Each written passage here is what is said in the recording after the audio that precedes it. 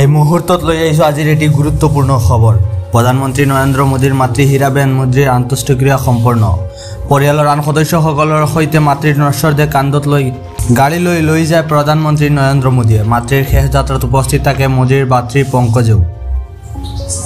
গান্ধীনগৰত মাতৃ হীৰাবেন মোদীৰ শেষ যাত্ৰাত প্ৰধানমন্ত্ৰী নৰেন্দ্ৰ মোদী। মাতৃৰ বিয়োগৰ পিছতেই পুৱাই দিল্লীৰ পৰা আহমেদাবাদত উপস্থিত হয় প্ৰধানমন্ত্ৰী মোদী। আহমেদাবাদৰ পৰা গান্ধীনগৰৰ ভাতৃ পংকজ মোদীৰ ঘৰত উপস্থিত হৈ মাতৃৰ অন্তিম যাত্ৰাত যোগদান কৰে নৰেন্দ্ৰ মোদীয়ে।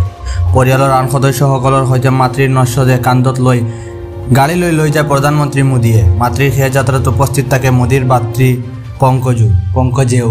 ভাতৃৰ নাম বোলে পংকজেও, জানি না।